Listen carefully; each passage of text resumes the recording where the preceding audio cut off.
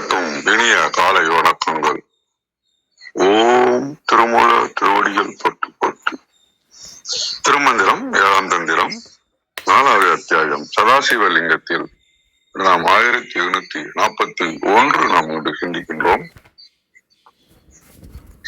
சக்திதான் நிற்கின்ற ஐமுகம் காற்றிடில் உத்தமம் வாமம் உரையத்து இருந்திடும் தத்துவம் பூர்வம் தற்புரு டஞ்சிரம் அத்தரு கோபுரம் மடத்தூர் சாசனே.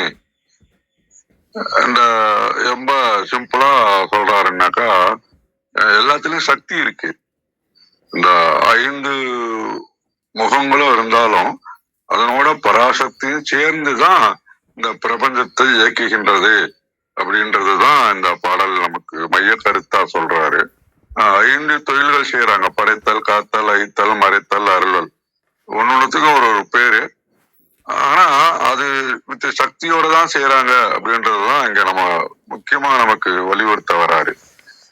சக்தி தான் நிற்கின்ற அப்படின்னா ஐம்புறம் சான்றில் சிவபெருமானோடு இணைந்து பராசக்தியானவள் 5 திருமுகங்களோடு புரிந்து நிற்கின்ற தன்மையை கூறுகின்றது.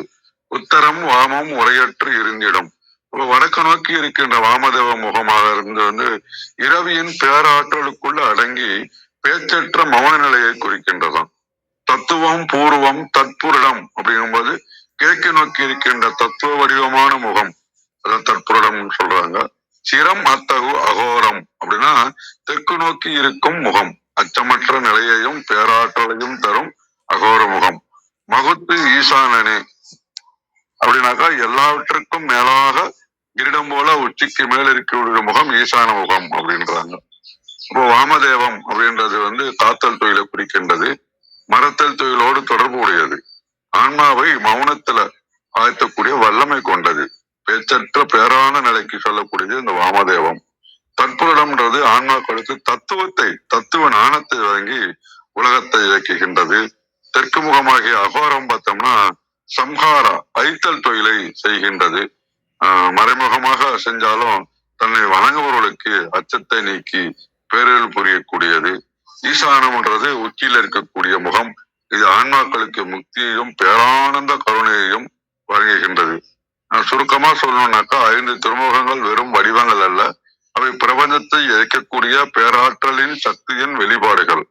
அப்ப 5 முகங்கள் தத்துவத்தை உணர்ந்து தியானிப்பவர்கள் உலக மாலைகளில் இருந்து விடுபட்டு இறைவனின் பேரொழியில் நிற்பார்கள் அப்படின்றதுதான் முக்கியம் நமக்கு. இத நம்ம ஒரு கதை மூலமா பார்க்கலாம். அப்படின்னாக்கா, அர்ஜுனனோட தொடர்புடைய ஒரு கதை. சதாசிவ மூர்த்திகளோட வரலாற்று கதை ஒண்ணு. அர்ஜுனன் ஏற்பட்ட கர்வம் அது சிவபெருமான் தன் 5 முகங்களின் லீலையால் எப்படி போக்கினார் அப்படின்றது.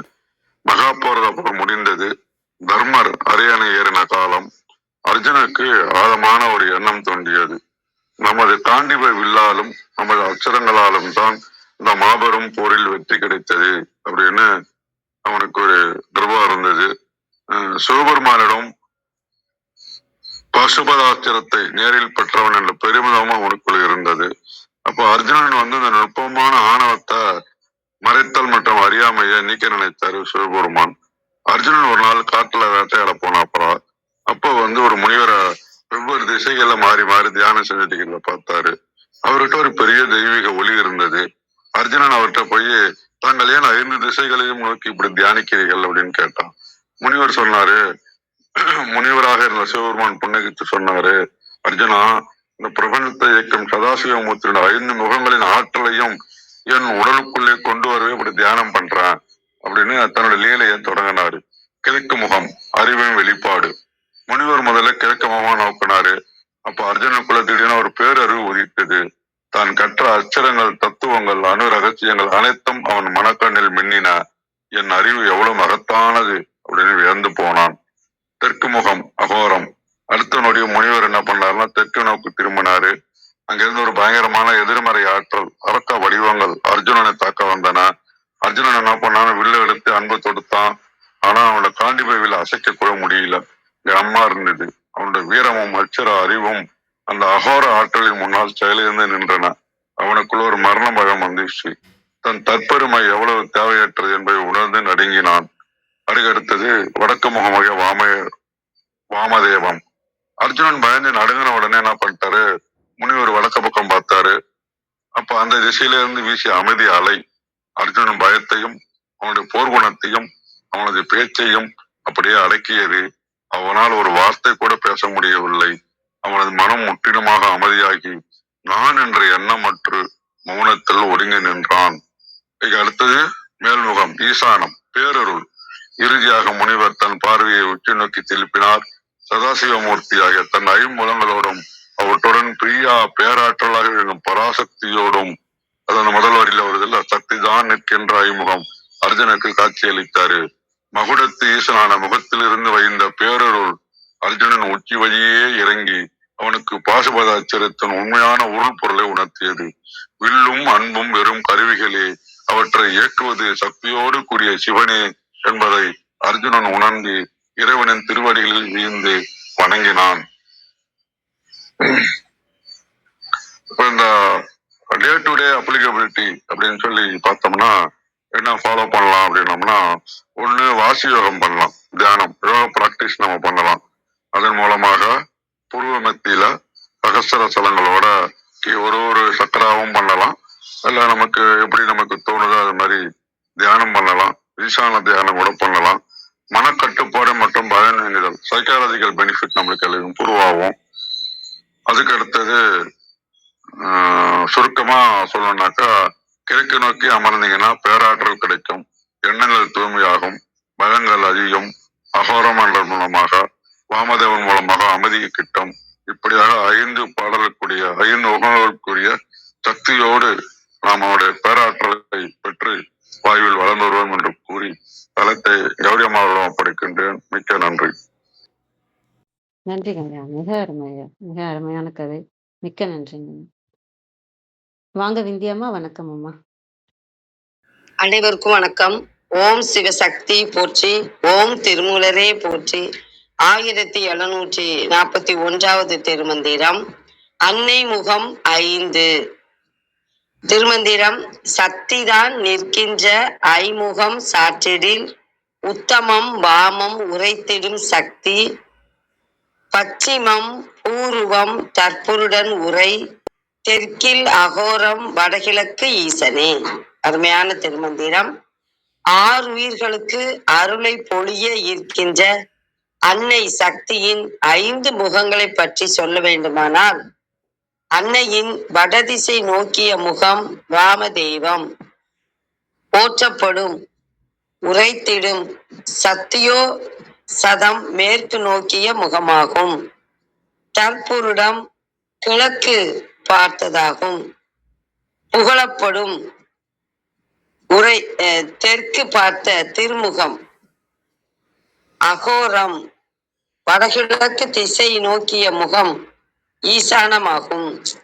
பச்சியம் மேற்கு, பூர்வம் கிழக்கு.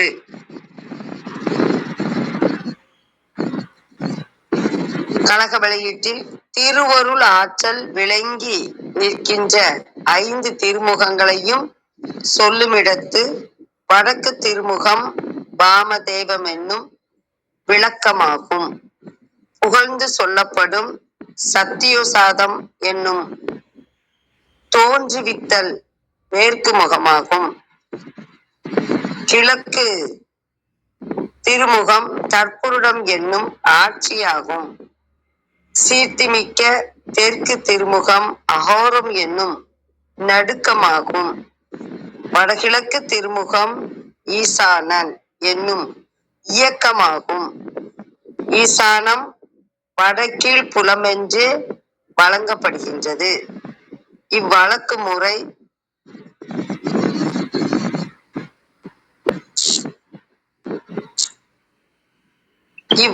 முறை திருநாவுக்கரசு நாயனார் அருளிய திருப்பாட்டானும் உணரலாம். ஞாயிறாய் நமனுமாகி வர்ணனாய் சோமனாகி தீயரா நிருதிவாயு திப்பிய சாந்தனாகி பேயரா காட்டிலாடும் விஞ்ஞகன் எந்தை பெம்மான் தீயரா கையர் போலும் திருப்பெயரூர்நாரே. எனவே இதற்கு இயைய பொருள் கொள்ளுங்கால் பாட வேறுபாடு கொள்ளுதல் வேண்டும். இப்பொழுதுள்ள பாட்டும் தலை கட்டுதல் என்னும் பொருந்தும் யாப்பு அமைதியும் பெறவில்லை. அதாவது தலை தட்டாமல் இருக்கின்றது. ஆதலால் அப்பாடம் தெற்கிழக்கோரம் வடகிழக்கீசனே என்றிருத்தல் வேண்டும். அங்ஙனமே அமைத்து பாட வேறுபாடு காட்டப்பட்டுள்ளது. இம்மந்திரம் ஐமுகங்களும் எத்திசைகளை நோக்குகின்றன என்பது விளக்குகிறது. அனைவருக்கும் நன்றி, வணக்கம். சிவ சிவ. திருச்சிற்றம்பலம். நன்றிங்கம்மா. அம்மா முடிஞ்சா திரும்ப ஒரு தடவை உங்க புத்தகத்துல இருக்க பாடலை படிக்கிறீங்களாம்மா? கொஞ்சம் மாறுபாடு தெரியுது. அதை இன்னும் கொஞ்சம் நல்லா கேட்டுக்கிறேன். உங்களால அங்க முடியுங்களா? திருநாவுக்கரசர் அருளிய திருப்பாட்டு ஞாயிறாய் நமனுமாகி வர்ணனாய் சோமனாகி தீயரா நிருதி வாயு திப்பிய சாந்தனாகி பேயரா காட்டிலாடும் விஞ்ஞகன் எந்தை பெம்மான் தீயரா கையர் போலும் திருப்பெயரூர்நாரே. நன்றி, நன்றிங்கம்மா. அந்த திருமந்திரம் அந்த பாடலும் ஒரு தடவை சொல்லிடுங்கம்மா. சத்திதான் நிற்கின்ற ஐமுகம் சாற்றிடில் உத்தமம் வாமம் உரைத்திடும் சக்தி பச்சிமம் பூர்வம் தற்புருடன் உரை தெற்கில் அகோரம் வடகிழக்கு ஈசனே. நன்றிங்கம்மா, நன்றி. நிறைய மாற்றம் இருக்குது. என்னோட புத்தகத்திலயும் சரி, மத்த இருக்கிறதுலயும் சரி, நிறைய வார்த்தைகள் உங்களோட இதுல சேர்ந்திருக்கு. இதுல எது சரியானதுன்னு தெரியல. ஆனா சக்தியோட இதுதான் சொல்றதா நான் புரிஞ்சுக்கிறேன். மிக்க நன்றிங்கம்மா. மிக அருமை. நன்றிங்கம்மா. வாங்க ஆமா, கிருத்திகாம்மா. கழக வீட்டுல ஆ உத்தரம் 2வது அடி உத்தரம்னு இருக்குமா. ஆ நான் வாசத்துல உத்தமம்னு இருக்குமா. நீங்க சொன்ன மாதிரி சில வேறுபாடுகள் இருக்குமா. நன்றிங்கம்மா. வாங்க கிருத்திகாம்மா. வணக்கம் அம்மா.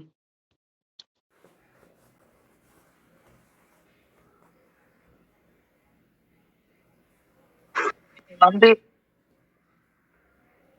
இத வந்து பாடபேதம்னு சொல்லுவோம் கௌரிமா. எங்கிட்ட இருக்கக்கூடிய ரொம்ப பழமையான பதிப்புகள்ல இப்படிதான் இருக்கு. அதுக்கப்புறம் வந்து திருந்தின பதிப்புகள்ல தான் நம்ம இப்போ வாசிக்கிற மாதிரி சக்திதான் இருக்கின்ற ஐமுகம் சாற்றிடில் உத்தமம் வாமம் உரைய திருந்திடும் அப்படின்னு அந்த உரைய திருந்திடும் உத்தமம் வாமம் உரையத்திருந்திடும் அப்படிங்கறத கூட மாறும். அப்புறம் தத்துவம் புருவம் தற்புடன் சிர அத்தகு கோரம் மகுடத்து ஈசனே அப்படிங்கறத இந்த இடத்துல வந்து சக்திதான் நிற்கின்ற ஐமுகம் சாற்றிடில் உத்தரம் வாமம் உரைத்திடும் அப்படின்னு வரும். இங்க வந்து உரையத்திருந்திடும் அப்படின்னு வருது. அப்புறம் வந்து பச்சிமம் புருவம் தற்புருடன் உரை அப்படின்னு வருது. இங்க வந்து தத்துவம் புருவத்து தற்புருடன் அப்படின்னு வருது. அப்புறம் தெற்கில் அகோரம் வடகிழக்கு ஈசனே அப்படின்னு இந்த இடத்துலயும் மகுடத்தி ஈசனே அப்படின்னு இந்த பாடல் வந்து கொஞ்சம் பாடபேதம் இருக்கதான் செய்து. இந்த பக்கம் இப்போ பின்னாடி என்னோட புரிதல் என்னவா இருக்குனாக்கா பின்னாடி வரக்கூடிய எல்லா பதிப்புகள்லயும் இத வந்து மாத்திட்டாங்க, மாறி இருக்கு. ஆனா ஆரம்பத்துல நான் வந்து சொல்லியிருக்கேன்ல, நான் ரொம்ப 2-3 பதிப்பு வச்சிருக்கேன் அப்படின்னு. அந்த பதிப்புல பார்க்கும் பொழுது இது வந்து இப்படியும் பழைய பதிப்புகள்ல இப்படி இருக்கு. நான் எப்பவுமே நினைக்கிறது உண்டு, சரவணனைய தளத்துல அவர் 2மே போடுவாரு, என்ன பண்ணிருக்காரு பார்க்கணும் அப்படின்னு சொல்லிட்டு. நான் இது வரைக்கும் பார்த்தது இல்ல.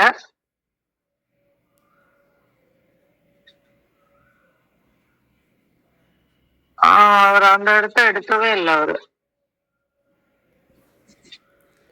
தியாகராஜன் ஐயா கீழே போட்டிருக்கிறது வந்து கரெக்டா இருக்கிற மாதிரி தோணுதுங்கம்மா. அந்த பச்சிமம் ஏன்னா இந்த பதியத்துல இருக்கிறதுல வந்து அந்த மேற்கு திசைக்கு வந்து இல்லை தத்துவம்னு போட்டாங்க. ஐயா போட்டிருக்கிறதுல தான் சக்தி பச்சிமம் அதெல்லாம் வருது. அதனால இந்த தியாகராஜன் ஐயா கீழே கொடுத்துருக்காங்க, அதையும் கூட நீங்க பார்க்கலாங்கம்மா. நன்றிங்கம்மா. கிருத்திகாம்மா சொன்னதை தான் நான் போட்டிருக்கிறேங்கம்மா. நன்றி.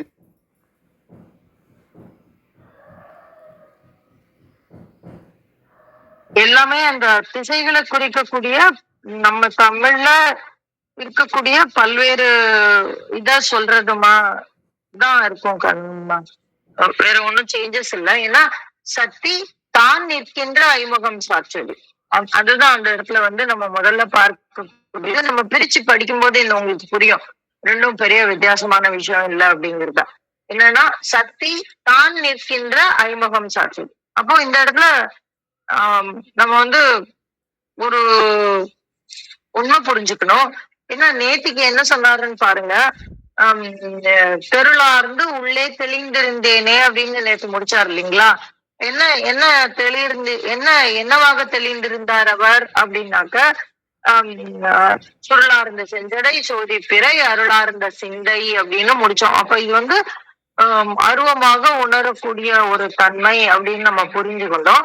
இத வந்து ஆதி பிரானை அப்படின்னாரு. அப்போ அந்த இடத்துல இயக்கமாக இல்லாத இருப்பாக இருக்கக்கூடிய ஆதி பிரானை, அருளார்ந்த சிந்தை அப்படின்னு ஸ்தூலமாக இல்லாத சூட்சுமமான விஷயம் அப்படிங்கிறத நம்ம நேற்றுக்கு பார்த்தோம். இப்ப வந்து அத வந்து அந்த சூட்சுமமான விஷயம் இயங்கக்கூடிய ஸ்தூலத்தை வந்து அவர் இங்க சொல்லுகிறார் அப்படின்னு நம்ம புரிஞ்சுக்கணும். ஏன்னா ரொம்ப அழகா ஆரம்பிக்கிறாரு. என்ன ஆரம்பிக்கிறாரு அப்படின்னா, சக்தி தான் நிற்கின்ற ஐமுகம் சாற்றுதில் அப்படின்னா அவள் நிற்கின்றார். அப்ப அந்த அந்த இதுக்கு உருவம் வரும் பொழுது என்னவாக வருகிறது அப்படின்னா, இந்த அருளார்ந்த சிந்தை ஆதிபிரான் அப்படின்னு அவளுக்கு உருவம் வரும் பொழுது அது அவருக்கு உருவம் வரும்போது அது யாராக வருகிறது என்றால் சக்தியாக வருகிறது. அப்படின்னா நீங்க வந்து இந்த இடத்துல நான் ஒரு விஷயம் ஞாபகப்படுத்த விரும்புறேன். நீங்க வந்து இந்த நம்ம வந்து தேவியினுடைய இதெல்லாம் பல விஷயங்கள் நம்ம பார்த்துட்டு இருக்கும்போது ஒரு விஷயம் பார்த்தோம். நம்ம என்ன அப்படின்னாக்கா, சதாசிவ நாயகி அப்படின்னு ஒரு விஷயம் பார்த்தோம். நீங்க உங்களுக்கு ஞாபகம் இருக்கும்னு நினைக்கிறேன். அந்த சதாசிவ நாயகியினுடைய அந்த ஒரு வியாபகம் தான் நம்ம வந்து சக்தி சிவம்னு நம்ம வழிபடுறோம். சிவத்திற்கு உண்டான அடையாளமாக நம்ம வந்து லிங்க ரூபத்தை வச்சிருக்கிறோம். ரூபத்தை குறிக்கிறதா நம்ம வந்து லிங்க ரூபத்தை வச்சிருக்கோம். ஆனா இந்த ஒரு சாரர் என்ன சொல்லுவாங்க அப்படின்னா, அந்த லிங்கமே எதுதான் அப்படின்னாக்கா சக்தியினுடைய வடிவம் தான் அப்படின்னு சொல்லி புடவைய வந்து லிங்கத்திற்கு சாற்றி வழிபடக்கூடிய கோயில்கள் இருக்கு. அந்த மாதிரியான கோயில்கள் இருக்கு. அப்போ என்ன விஷயம் அப்படின்னா, அதுதான் ரொம்ப ரொம்ப ஆழமான தத்துவம். அது எங்கிருந்து வந்தது அப்படின்னா திருமூலர் கிட்ட இருந்து வந்திருக்கலாம் அப்படின்னு நான் வந்து யோசிப்பேன். அப்படியான ஒரு விஷயத்தை தான் இந்த இடத்துல வந்து அவர் வந்து நமக்கு வந்து சொல்லி காட்டுறாரு. என்ன சொல்றாரு அப்படின்னாக்க, சக்தி தான் நிற்கின்ற ஐமுகம் சாற்றுகில். அந்த 5 முகத்தை பற்றி நாம் சொல்ல வேண்டுமானால் முதல்ல என்ன சொல்றாரு, உத்தரம் வாமம் உரைத்திடும் அப்படின்னு சொல்றாரு. இந்த இடத்துல உத்தரம் வாமம், உத்தரம்னா நமக்கு தெரியும் என்னது அப்படின்னு சொல்லிட்டு வடக்கு. அது வந்து வடக்கு நோக்கிய முகம், வாமதேவ முகம் உத்தமமானது அப்படின்னு சொல்ற மாதிரி நம்ம புரிஞ்சுக்கலாம். ஆனா இந்த இடத்துல உத்தரம் அப்படிங்கறது வந்து வாமதேவ முகம், உத்தரம் உத்தமம், இத நம்ம வந்து ஒன்னும் வாமம்ங்கிற சொல்லை வந்து குறித்து விட்டது அப்படின்னு நம்ம புரிஞ்சுக்கலாம். சோ இந்த உத்தமம் அப்படிங்கிறதும் நல்லது அப்படின்னு, உரையத்திருந்திடும் அப்படின்னா உரையற்று இருந்திடும் அப்படின்னு சொல்ற மாதிரி நம்ம புரிஞ்சுக்கணும். உரையற்று இருத்தல் அப்படின்னா என்னது அப்படின்னாக்க பேசா மௌனம் அப்படிங்கறதான் நம்ம புரிந்து கொண்டு இருக்கிறோம். ஆனால் அந்த இடத்துல உரையற்றிருந்திடும் அப்படின்னா உரைதல் அப்படின்னு ஒரு வார்த்தை இருக்கு. அப்போ அந்த உரைதலுக்கு என்ன பொருள் அப்படின்னு நீங்க பாத்தீங்கன்னாக்கா அங்கேயே தங்கி இருத்தல் அப்படின்னும் நம்ம இந்த இடத்துல புரிஞ்சுக்கலாம். அப்போ யார் அங்க தங்கி இருக்கிறாங்க? சக்தி அங்கே தங்கி இருக்கிறாள். அதனாலதான் உத்தரம் வாமம் உரைத்திடும் சக்தி. அப்ப ரெண்டு விஷயத்தையும் அவங்க சொல்றாங்க அப்படின்னு நம்ம புரிஞ்சுக்கலாம். பச்சிமம் புருவம் தற்புருடன் உன்னுரை. அப்ப இந்த இடத்துல உரை அப்படின்னு வந்திருக்கிறதுனால இந்த இடத்துல உரை தன்னுரை அப்படின்னா உள்ளே ஆழ்ந்திருப்பவள், உடன் உரைபவள். நம்ம தேவியினுடைய பெயரை சொல்லும் போது சில சமயம் உண்ணாமலையார் உண்ணாமலை உடனுரை அண்ணாமலையார் அப்படின்னு உடன் உரைதல் அப்படின்னா உள்ளே தங்கி இருத்தல் அப்படின்னு நமக்கு பொருள். அப்போ அந்த மாதிரி நம்ம பார்க்கும்போது இந்த இடத்துல நம்ம பச்சிமம் புருவம் தற்புடன் உன்னுரை உள்ளே சார்ந்திருத்தல் அப்படின்னு எடுத்துக்கலாம். தெற்கில் அகோரம் வடகிழக்கீசனே அப்படின்னு இந்த இடத்துல அந்த 5 முகங்களுக்கு உண்டான அந்த திசைகளையும் இதையும் சொல்றாங்க. இந்த இடத்துல இன்னும் கொஞ்சம் புரிதலோட, அதாவது நமக்கெல்லாம் புரியணுங்கிறதுக்காக அவங்க அதனுடைய தன்மையையும் இந்த மந்திரத்துல சொல்றாங்க. அத்தகு கோரம் மகுடத்தி ஈசனே அப்படின்னு அந்த இடத்துல தத்துவம் புருவம் தற்புருடம் அப்படின்னு அந்த தற்புருடத்தை சொல்லக்கூடிய தத்துவமான முகம் அப்படின்னு. ஏன்னா நம்ம இது வரைக்கும் நம்ம என்னதான் பார்த்துட்டு வந்திருக்கோம் அப்படின்னா 5 முகங்களையும் 5 முகங்களினுடைய தன்மைகளை தான் நம்ம பார்த்துட்டு வந்திருக்கோம். சோ அந்த தன்மையில் இருக்கக்கூடிய முகமாகத்தான் இந்த பின்னாடி வந்த பதிப்புகள்ல சொல்லியிருக்காங்க. இங்க அந்த அந்த இவன் நமக்குதான் ஏற்கனவே தெரியுமே அப்படிங்கிற மாதிரி அவங்க திருமூலர் இதெல்லாம் நம்ம முன்னாடியே சொல்லியாச்சு. சதாசிவ நாயகரை பத்தி சொல்லியாச்சு, சதாசிவத்தை பத்தி சொல்லியாச்சு. அங்க இப்ப என்ன சொல்ல போறோம் அப்படின்னாக்க அந்த சக்தியினுடைய அமைப்பாகத்தான் அந்த சதாசிவம் இருக்கிறார். அந்த சதாசிவத்தினுடைய அமைப்பாக சக்தி இருக்கிறார் அப்படின்னு நமக்கு சொல்றதுக்கு தான் முடிவுடும். அப்ப ஏற்கனவே சொன்னது என்ன பண்ணா அந்த மந்திரத்துல பார்த்தோம், இந்த மந்திரத்துல பார்த்தோம் நம்ம சொல்றோம்ல. அதனால அவர் விளக்கி சொல்லல. பின்னாடி வந்த உரையாசிரியர்கள் நம்முடைய பெருங்கருணையினால நமக்கு புரியணுங்கிறதுக்காக அவர்களுடைய பெருங்கருணையினால் என்ன பண்ணிருக்காங்கன்னா அந்த விஷயங்களையும் கொஞ்சம் வார்த்தைகளை மாற்றி போட்டு பின்னாடி வரக்கூடிய அந்த இலக்கண விகுதிகளையும் மனதில் கொண்டு மாற்றி இருக்கலாம் அப்படிங்கிறது என்னோட அபிப்பிராயம். மொத்தத்துல இறைவனுடைய 5 முகம், அதனுடைய 5 தன்மைகள், அது நோக்கி இருக்கக்கூடிய திசைகள் இத்தனையும் யாராக நிற்கிறது அப்படின்னா சக்தியாக நிற்கிறது அப்படிங்கிறதுதான் நமக்கு சொல்ல வந்த செய்தி. அந்த சக்தியினுடைய இது என்ன நடக்கும் அப்படிங்கிறது பின்னாடி பார்க்கலாம் நம்ம. இன்னும் ஒரு விஷயமும் நான் சொல்லிடுறேன். இதனுடைய தன்மையை அடுத்த மந்திரத்திலையும் நம்ம பார்ப்போம். சோ அதனால இந்த பழைய பதிப்புகள்ல இருக்கிற அந்த மந்திரத்தை நம்ம எடுத்துக்கிறது சரியா இருக்கும்னு எனக்கும் தோணும். அதையும் உங்ககிட்ட பகிர்ந்துக்கிறேன். நாளைக்கு மந்திரம் பார்க்கும்போது நீங்க அண்டர்ஸ்டாண்ட் பண்ணிப்பீங்க. நன்றி நண்பர்களே. நன்றிங்கம்மா, மிக்க நன்றி. அந்த 2 இது பக்கமாகவும் நீங்க விளக்கம் கொடுத்தீங்க. மிக்க நன்றிங்கம்மா. சதாசிவ நாயகியை கொண்டு வந்ததும் பொருத்தமா இருந்தது. அருமைம்மா, மிக்க நன்றி. வாங்க தியாகராஜன் ஐயா. வணக்கம் ஐயா.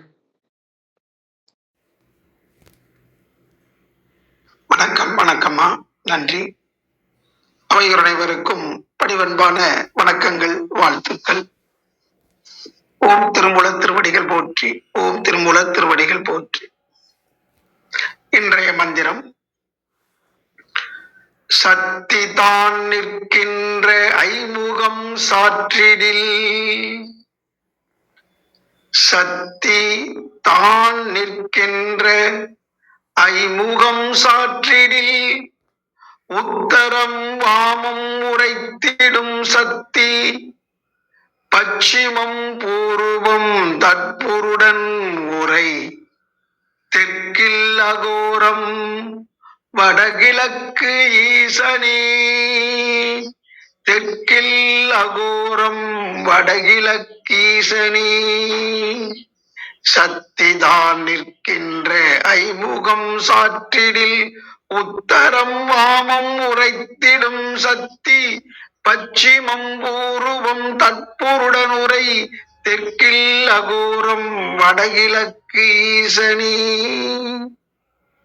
எங்கும் நிறைந்திருக்கின்ற பரம்பொருளிலிருந்து எழுச்சி பெற்ற அந்த சக்தி, அந்த சத்திய பொருள் நித்திய பொருளிலிருந்து எழுந்து அது எப்படி இருக்கிறது என்று அகத்துணர்வாக பெற்ற அந்த அனுபவத்தை ஆசான் திருமூலர் அவர்கள் 5 முகத்திற்கு என்று சொல்லும் போது 5வதாக இந்த சக்தியே நடுவாக இருப்பது, அந்த சத்திய பொருளே நடுவாக இருப்பது நாம் உணரப் பெறுகிறோம்.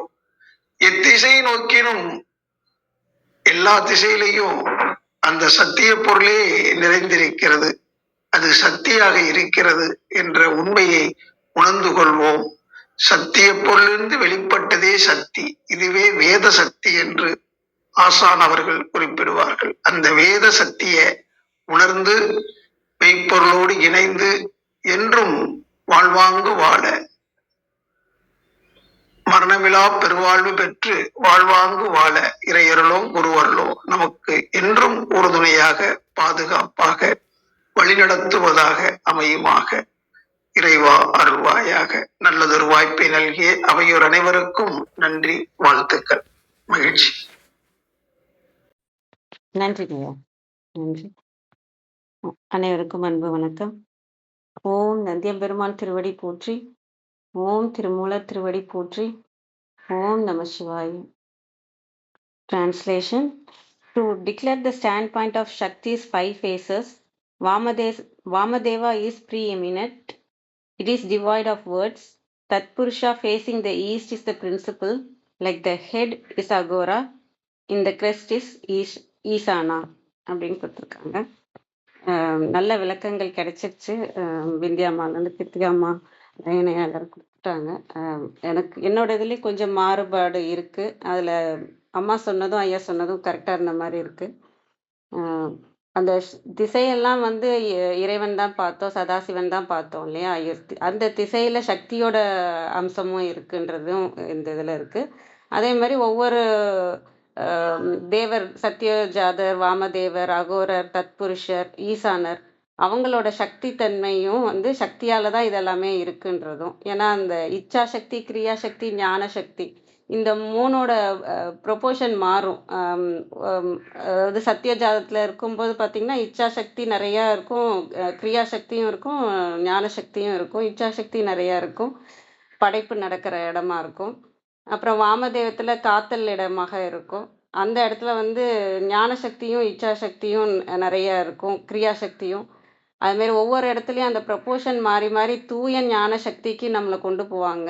அந்த அந்த அப்புறம் ஆதிசக்தியாக இருக்கிறது தான் அந்த அருள் தர மகுடத்தியான ஈசானனின்னு போட்டிருக்கு இல்லையா? மகுடத்தி அந்த வார்த்தை வந்து இது அனைத்துக்குமான இருக்கிறது ஆதிசக்தி. அந்த சக்தியின் தன்மை வந்து ஒவ்வொரு இடத்துல இருக்கும்போது படைத்தல், காத்தல், ஒடுக்குதல், அருளல், மறைத்தல், அந்த மாதிரி இருக்கிறப்ப அந்த சக்தி தன்மையில் கொஞ்சம் கொஞ்சம் மாறுபாடு இருந்து அதை நம்ம கொடுத்துருக்குறாங்க நம்ம இறைவனை அடையணுங்கிறதுக்காக.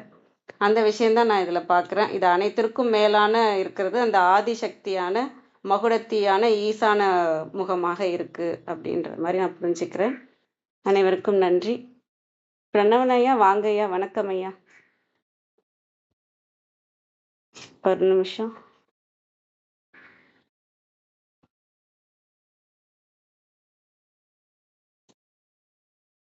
அக்கா அடுத்த நாள் ஐயா வந்த மாதிரி இருந்தது, இன்வைட் கொடுக்கும்போது.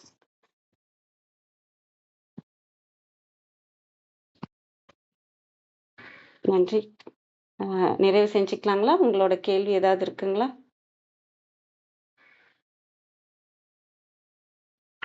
கூடுதலா ஒரே ஒரு விஷயம் சொல்ல விரும்புறேன்மா.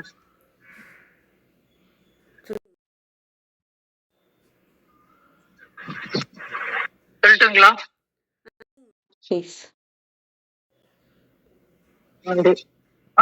இப்போ இந்த நம்ம பார்த்தோம்ல, இந்த சதாசிவம் அப்படின்னு சக்தியினுடைய அஹ் வெளிப்பாடு அப்படின்னு, இல்லைன்னா சக்தியினுடைய அமைப்பு அப்படின்னா, இதை வந்து இன்னொரு தன்மையாவும் வந்து நம்ம சொல்லுவோம். எப்படி சொல்லுவோம் அப்படின்னாக்க, ஹம், சதாசிவத்தினுடைய தன்மை என்ன அப்படின்னா லயமடைதல். அதுதான் வந்து சதாசிவம். அந்த லயம் அப்படின்னா அந்த அசைவோடு ஒடுங்குதல். அதுதான் அந்த இடத்துல அந்த லயித்திருத்தல் அப்படின்னா என்ன அப்படின்னா ஒன்றிணைதல். அப்போ அது ஏன் நம்ம இங்க சொல்லணும் அப்படின்னாக்கா, இந்த அண்டவெளி நம்ம இன்னைக்கு 5 முகங்களா பாக்குறோம், 5 தன்மையா பாக்குறோம் இல்லைங்களா? இந்த ஒரு திசையா நம்ம பார்க்கிறோம். ஆனா எல்லாமே ஒன்றிணைந்து இந்த பரவெளியாக விரிந்திருக்கிறது. நீங்க நம்ம இந்த ஒரு ஒரு ஸ்தூலமா பார்க்கும்போதுதான் இந்த இடத்துல திசைகள்லாம் நமக்கு வந்து வரும். அப்பதான் வந்து நம்ம புரிந்து கொள்வோம். நம்ம வந்து கிழக்கு நோக்கி ஒரு இதுல இருக்கும்போதுதான் அது வந்து சூரியன். இதே வந்து நம்ம வந்து இது ஒரு ஆழமான டாபிக், நீங்க பார்க்கலாம்.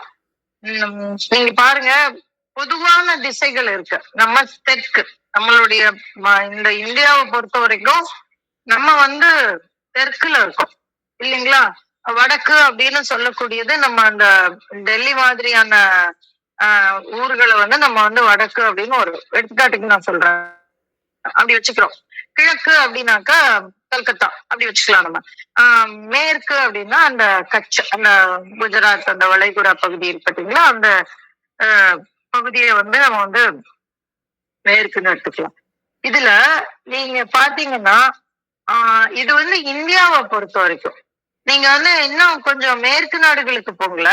இப்போ சண்டை நடந்துட்டு இருக்குல்ல அரபுக்கு அந்த வளைகுடா பகுதியில பாத்தீங்கன்னா, நம்ம மொத்த இந்தியாவுமே எங்கதான் இருக்கு அப்படின்னாக்கா தெற்குலதான் இருக்கு அவங்களுக்கு இல்லைங்களா? டவுன் சவுத் அப்படின்னு சொல்ல நம்மளுடைய.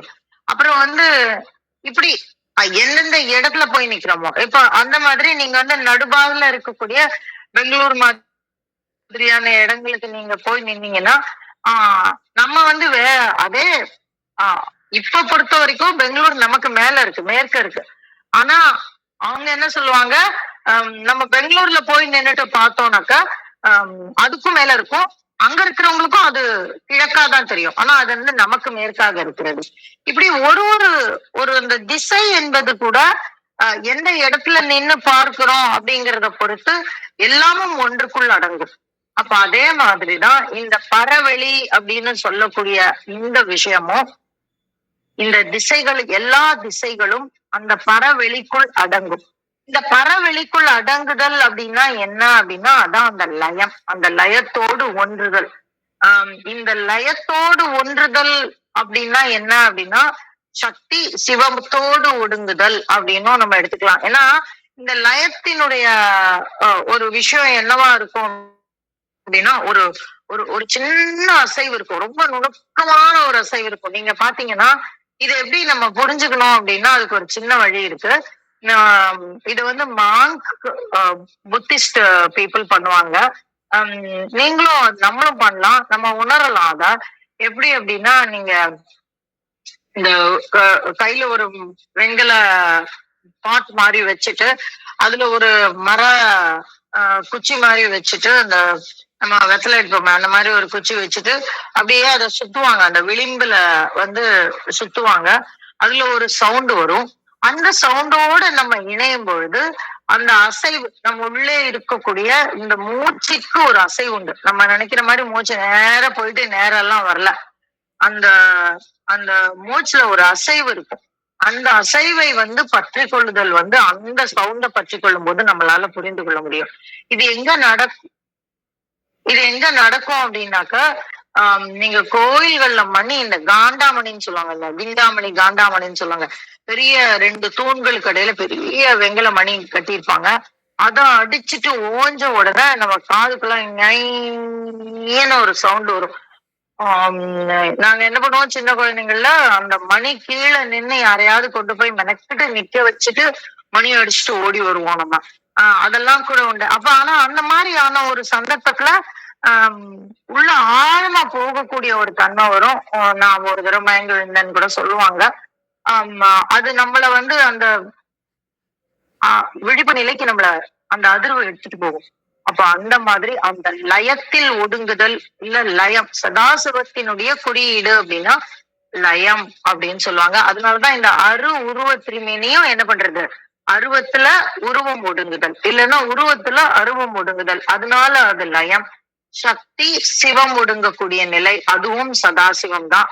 அப்போ இத்தனை திசைகளை சொன்னாலும், இத்தனை தன்மைகளை சொன்னாலும், அது ஒரே தன்மையதாக பரவெளியில் நிறைந்து நிற்கக்கூடிய இறை ஸ்வரூபம் அப்படிங்கிறதுதான் இந்த இடத்துல நம்ம புரிஞ்சுக்கணும். அதனால இந்த லயம்ங்கிற வார்த்தைய நீங்க நல்ல ஆழமா சதாசிவத்தோட ஈக்குவேட் பண்ணி வச்சுக்கோங்க. ஏன்னா பின்னாடி நிறைய இடங்கள்ல நமக்கு அது உபயோகமா இருக்கும்.